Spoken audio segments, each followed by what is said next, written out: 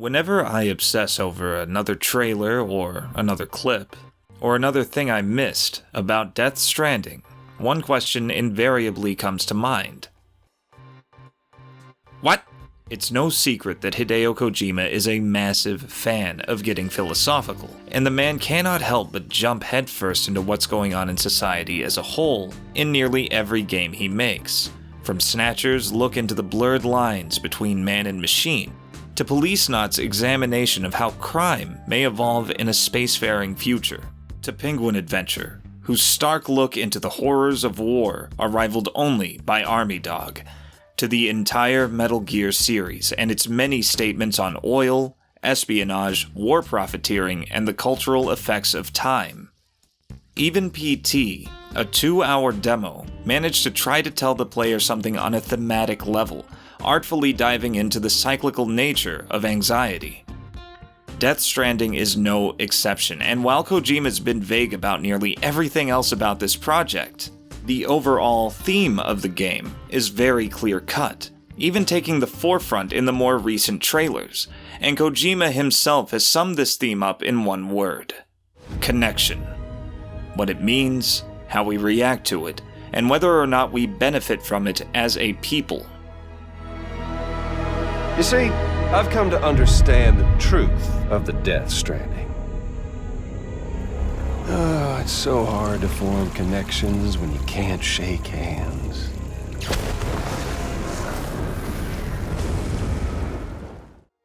Death Stranding takes place nearly entirely in a relative sense of isolation. Sam Porter Bridges is a loner whose job is to deliver goods and services across an abandoned no man's land. He is rarely ever accompanied on his travels, and his only real means of communication is with his team, which is safely walled up inside Bridges' headquarters. This basic setup is a staple of the Metal Gear series as a whole, but where Metal Gear inspired the feeling of being a one-man army behind enemy lines, Death Stranding's promotional material gives off a sense of brooding loneliness, a disconnect from the rest of the world that Sam himself seems comfortable with.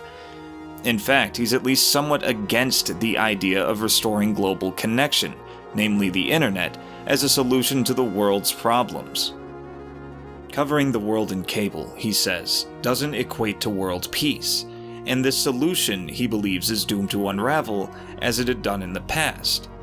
Kojima has been mulling over this sentiment, that the internet may not be the catalyst for solving problems on a global scale, for some time. And he's even explored this concept back when he was in the director's chair for his previous game. In Metal Gear Solid 5, The Phantom Pain, there were 2 online modes available: Metal Gear Online and the unnamed Forward Operating Base system. MGO was your basic arena shooter with hilariously useless stealth elements, but the FOB system turned out to be very, very interesting. The point of FOB was to build bases that gathered resource and money boosts at the risk of other real-world players invading and stealing those resources.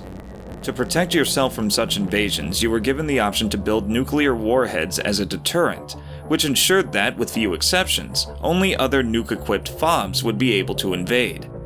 You couldn't actually fire these nukes, mind, but just having them was enough. Pretty damned accurate portrayal of deterrence, all things considered. As time went by, and the player base built and stockpiled nukes to keep a level playing field, people discovered a secret cutscene in the game's code that showed the cast celebrating a day of total nuclear disarmament.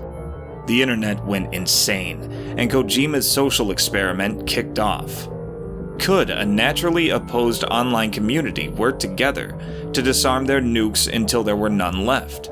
Despite formidable efforts to get the job done, especially on consoles, the answer, embodied by the global nuke counter going up so high that it reset to 0 and triggered the cutscene 3 years later, spoke for itself.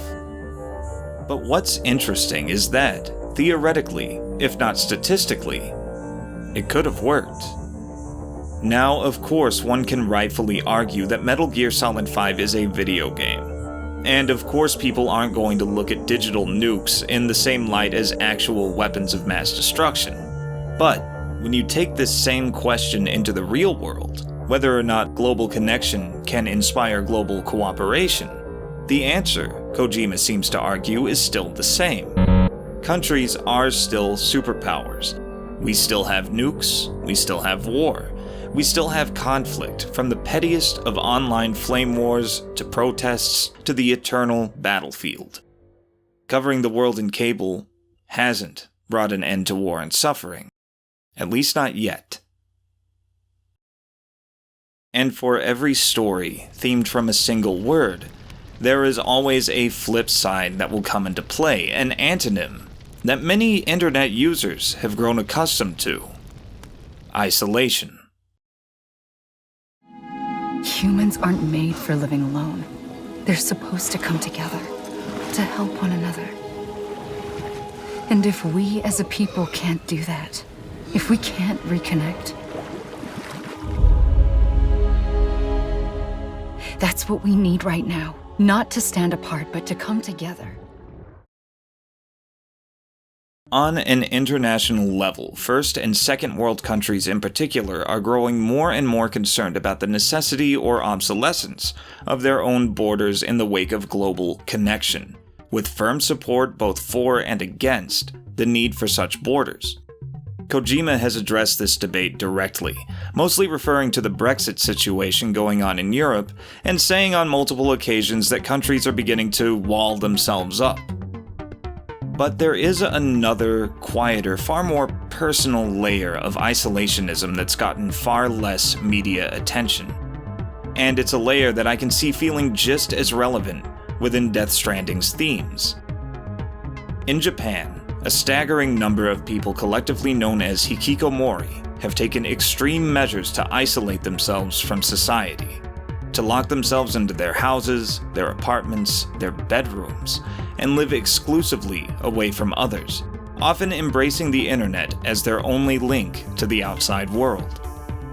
A 2016 study claimed that over 541,000 Japanese citizens were hikikomori in the fullest sense of the term. Around 30% of this number had been disconnected from society for 3 to 5 years, and another 35% have isolated themselves for over 7 years. As of 2019, this number has ballooned to 1.1 million, ranging from people as young as 16 to as old as 64. And that's only those who have been documented, and you can imagine these people want to stay off the grid. It's gotten so bad that Takumi Nomoto, the Japanese government's Minister of Health, Labor, and Welfare, labeled the phenomenon a new social issue that needs to be addressed and studied, a problem that needs a solution. What's interesting about this is the strong relationship between the hikikomori phenomenon and digital media, namely the internet. And this relationship argues that even the digital connection that the internet provides can, by substitution, encourage social and societal withdrawal in the physical world, a connection that ironically invites disconnection. I don't think Kojima is going to ignore this growing cultural phenomenon taking place in his own backyard. I don't think he can even resist. That said, aside from a few texts in Death Stranding's release date trailer, Kojima's tweet announcing the trailer, and Sam's own seemingly isolationist views, there's nothing yet in any of the trailers that blatantly calls out this hikikomori epidemic. But those brief texts tell me that this phenomenon should at least be kept in mind as we play Death Stranding, especially considering that isolation is itself the strongest antagonist to the theme of connection.